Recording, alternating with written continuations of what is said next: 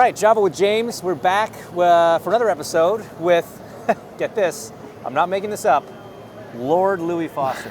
So you're going to have to just explain that to me real quick. Okay, right. So there's this thing in the UK where you can buy a plot of land in like Cumbria, which is up north. Without getting into the specifics of how it works legally, if you buy this plot of land, that whoever owns that land is a lord. Mm-hmm. So you can go and do it, right, and you can go and buy the land, right, and technically you're a lord. Right. For a Christmas joke like 3 years ago, my parents bought me and my brother this plot of land. I mean, it's like a couple $100. Yeah.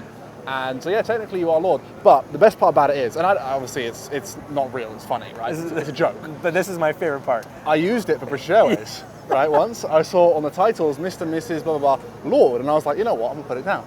So I put it down, and I was in economy. I was flying back to America to do Indy Pro or whatever, and I get on the plane, and I see that I've been upgraded. And I get onto the plane, I'm putting my stuff down, I'm thinking like, yeah, great, also. I'm not sure why I've been upgraded, but I was like, cool, whatever. And this flight attendant comes up to me with a board with one glass of champagne. Walks past everyone else in business class that I'm in, and walks up to me and goes, Lord Louie Foster, would you like a glass of champagne? And I was like, yes, I freaking would. How hard was it to not just burst out laughing when I they was called so you that? because I'm like in sweats and a hoodie and like I'm like headphones on, jet lagged. What is that? That's not classic Lord attire not for traveling? I think you would look better than a Lord than I would currently. So it was hilarious, and I told my parents, and they were bursting out laughing. So we paid off the amount of money we spent to buy that. Yeah, paid it off one flight, one upgrade, and it's happened like quite often. So that's your default now. It's my default. When you're filling out. Yeah. You are Lord. I could show you my phone on British Airways. It's Lord Louie Foster. So do you get like a official club card or something? I've got it's like a certificate. Okay. So it's like a whole legal document basically, but like with the written out in cursive, with a coat of arms, calligraphy. And it's proper. Like I'll show you one day. So do you have do you have a picture of that on your phone? So if anybody questions it, you just go, I can. Yeah, I can pull it up. But it's funny, man. It's so funny. That's one of my favorite stories of all time. So yeah, you've been watching a Lord racing all year and you didn't even know it. Yep. Okay, so Java with James, we're supposed to drink coffee. You're not a coffee guy though. It's actually Lords have to drink tea. Clearly. Oh, of course, right. So yeah, you're not a coffee guy. You're a tea guy. Yeah. And I feel like it's very British. Yep. It's very typical. Yep. How many cups a day are we on the tea program? Just one. I would usually have one in the morning, first thing, and I drink it black. No tea, or sorry, no sugar, no sugar, no milk, just black. Okay. Black tea, and I do Earl Grey. Earl Grey. Earl Grey. Very Jean-Luc Picard of you, which Yep. I like. Yep. Okay, so I've had tea on this show before. Tea to me is well, let's just give it a try because I don't remember what the last one I had was. So, to me, tea is slightly less offensive than coffee. Offensive? Yeah. So, to me, that's like, again, this may be the similar reference that I used last time. You know when you go for like a long run and it's hot out? We'll talk real temperature, like 30 C. Yeah. And you're out for a run and you come back, and I'm talking like a good distance, 10K, 12K. And you take your socks off afterwards. They're pretty sweaty because it's hot out. Yeah. And you throw them in your gym bag and you go home. Yep. And you grab all your laundry, but your socks stay in the gym bag. They get left behind. Stay there. Forget about it. And then I don't know.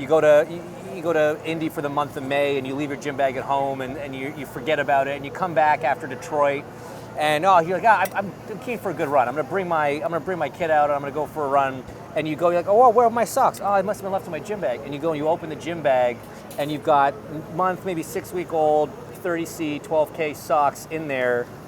If you put that in water and heated it up, that's what tea's like to me. That's potentially the longest anecdote I've ever heard. Yeah, but it was worth it. It was a real worth picture. it. Painted a real so picture you're for saying you. that it tastes like crap?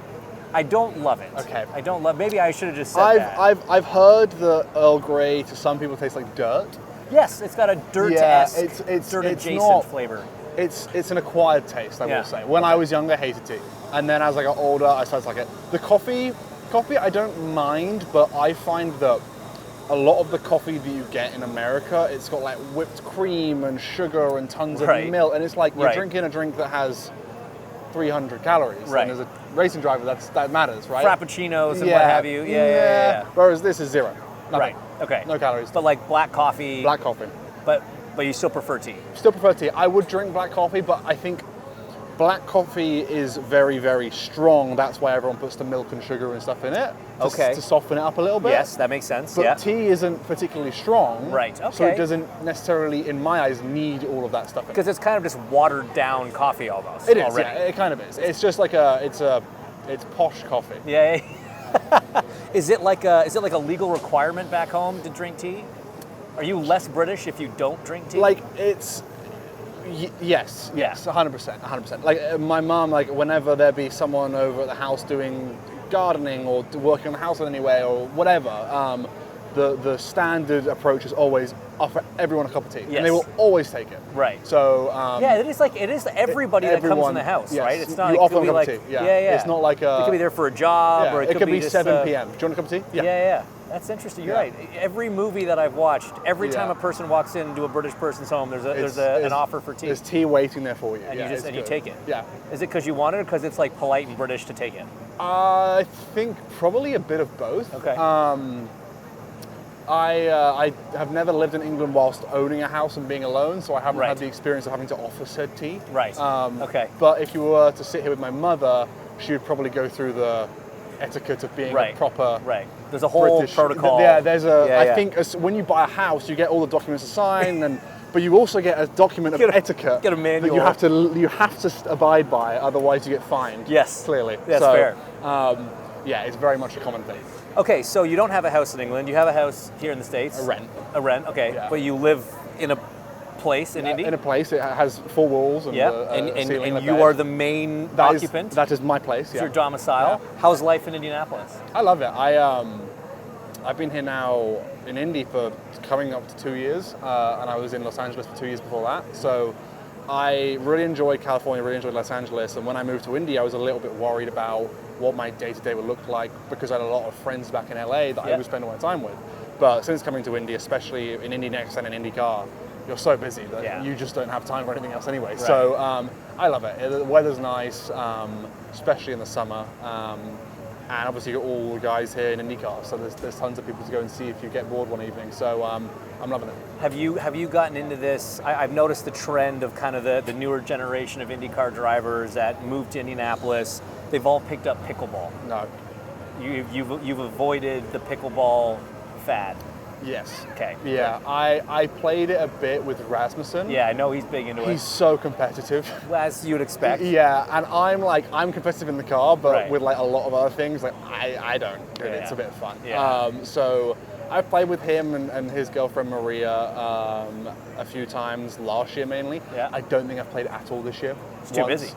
Too busy, and also like, you know, there'll be like a rest day on a Monday after a race, and they're like, we're going to go play pickleball. I'm like, I'm going to bed. Yeah, you have fun with that. You enjoy. And it's same with golf. I mean, everyone's playing golf now. Yeah. I like, we went again like last week where it's like, do you want to go play golf? And I was like, I'll do 9. Yeah. I'm not doing 18. I've tried to fight that battle as well. I'm not a golf guy. No. I don't really like it. And one of my biggest issues with it is 18 holes is too long. It's so long. It's way too much. So long. You get to like the 10th hole, and you're like, we're barely past halfway. Yeah. I am so over this. Let's go home. So I only do 9 now. So if someone wants to play golf, I'm like, I will meet you halfway. I'll meet you at the 10th hole. Right. And I'll play the rest. But I'm not doing 18. Okay. And I also suck as well, which doesn't help. I think you and I are a similar program. Yeah. We should maybe play golf together. I think we enjoy a lot of golf together. Yeah. So when you came over to the States, why did you land in LA first? So I didn't want to be on a ESTA. Okay. Right, because that is a little bit finicky with getting through America sometimes. Yes. I know there's some people who had issues with that. Yeah, type of travel visa. Yeah, so if you're coming in and out a lot, they can be a bit funny about it because that's not really what an ESTA's for, right? But I also had just finished school in the UK, and I did want to go to university as well. So I went to university in LA, which I got a student visa, which made it a lot easier for me to be coming in and out of the country. But yeah, I was there as a student in Los Angeles at Loyola Marymount University. Okay. What were you studying? This is brand new information to me. So I did not know that. What were you studying? I was doing business undeclared, and I think I potentially have the record for the lowest GPA ever. I will challenge you, my friend, because I tried this whole school thing too. So I will give you the rundown of what happened, and then you can try and guess what I got. Okay. First semester, I was still racing in Europe. Okay. So I missed a lot of classes. As you would. As you would, right? I was in between LA and Europe for weeks on end. And Which, then not particularly close. no, it wasn't great, right? Yeah. The jet lag on race weekends wasn't particularly fun. Right. And then I had some other bits and bobs in the UK. I did the Aston Martin Autosport Award for the Formula One program. This is 2021. So I was in and out a lot. And then I got home for Christmas and explained to my parents that they base grades on attendance. And I hadn't attended a lot. Right. I had done all of the work, at home and on my computer, and I'd done all the tests and everything. But if you if you miss like more than 4 classes, I think it was, in a semester, without being allowed to, because I wasn't like technically allowed to. The school knew what I was doing, but they couldn't allow me to do it. It wasn't like being on the football team or something where they give you... right? They would fail you on the class. So I told them this, I was like, look, it's just not going to work. So the second semester after Christmas, I lived there, I stayed there, didn't go to a single class ever, didn't do any work, because I knew I was going to leave anyway. And didn't even know when finals was. Like, my mates were all at finals. I'm like, you want to go get lunch? And like, I can't, I got my, I don't know, math final right now. I'm like, oh, it's finals week? I had no idea. They were very upset by that. Yeah, no kidding. And then I eventually got academically disqualified from the school, which, again, I will say was intentional. Like, I knew it was going to happen. Of course. It's all part of the strategy. So that was the year. Now try and guess the GPA. Well, I mean, the email is hilarious. Academic disqualification is a little more aggressive than I was thinking. So I'm going to say you had a 1.8. 0.02. Not great. No, I think I passed like my first ever quiz, and that was it. That's the only grade I got. So it was amusing. I mean, I remember reading the email and showing it to my friends and being like, this is how low of a GPA I got, but I was never great in school anyway, so it wasn't like I was going to get like a 4. So this is my question. In the first semester, of the work that you did complete, even though you're... I was passing. Yeah, okay. Yeah. Wait, what does that mean, though? Like, what were we... Passing. Okay, all right. Like, we were meeting the minimum requirements. We were meeting... there was a few Bs in there somewhere, but predominantly Cs. Okay, all right. I was never particularly amazing in school. I loved it. I liked school. I enjoyed it.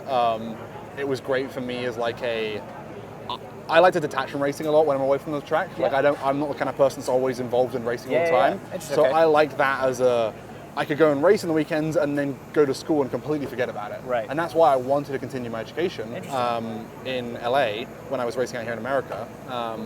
Now I've filled that time with other bits and bobs that I can do. Like I work on my car a lot. Okay. What car? I've got a 1973 Triumph TR6. Nice. Yeah. Doesn't run right now. Well, most of them don't. No, I'm trying to fix that. And once it does, it'll only do it for a short period of time, and then cycle will continue. I got it running a little bit, and then... and this is in Indy? Yeah, it's in Indy, yeah. Nice. So it's like my little project car. Was that, what drew you to the TR6? Just... I wanted something, I don't have a ton of money to spend. Yeah, I'd love an E-Type. Yeah, I love an E-Type, but I had to be reasonable. Right. So I bought it for about $10,000 up north in... kind of just about an hour north of Indy-ish area from this guy on Facebook Marketplace. Nice. Picked it up. Rasmussen helped me actually. We had to push it into a trailer, which took a lot of work. Even though it's an old small car and it's light, it's still a car. Brought it back home and it's been sitting in a garage for a while. Hasn't been worked on a lot recently, I must say. Had a bit of something going on this year in the summer. Yeah.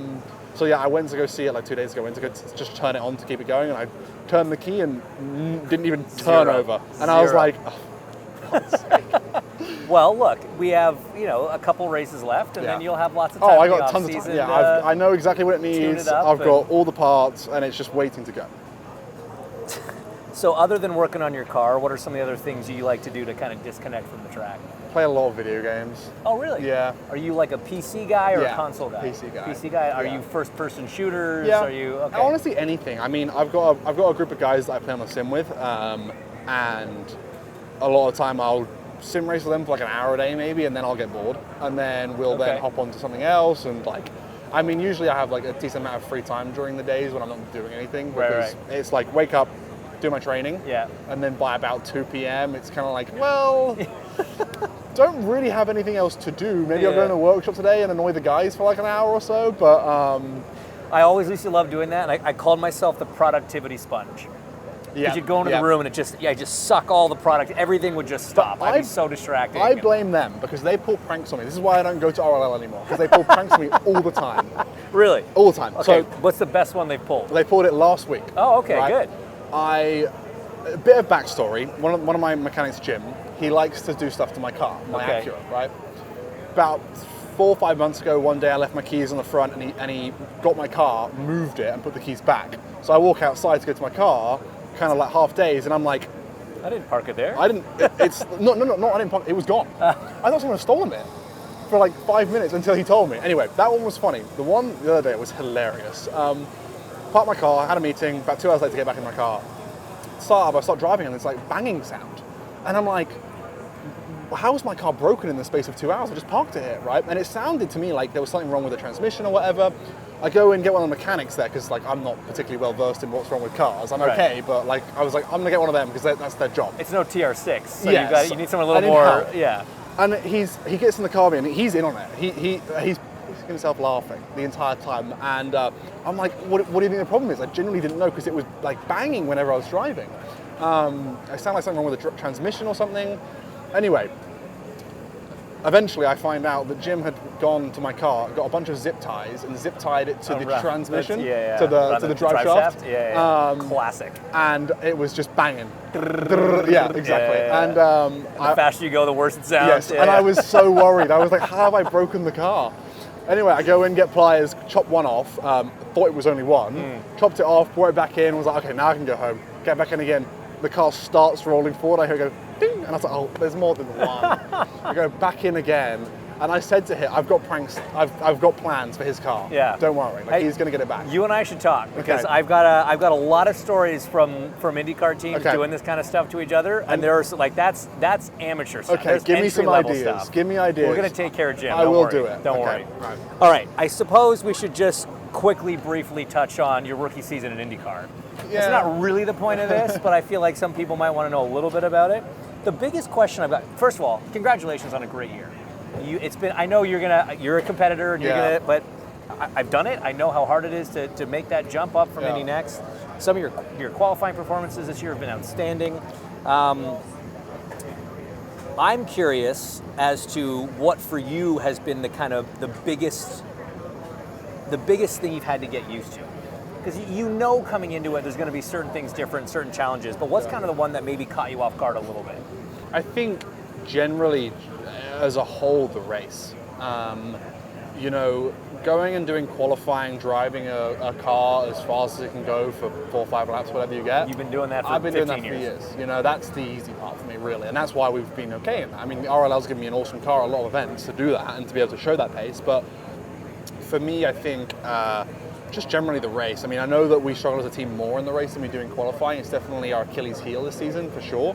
And it's something we're going to be working on hard in the off-season to fix. But, pit stops, fuel saving, tire saving as well. The tires here for me I find quite difficult and weird to save in a way. I've always been quite good at that, but there's been a lot of rounds this year that I'm sure you've seen where my tire saving's been quite bad, which is a shock to me because everything that I've learned and know about tires isn't really working for me right now.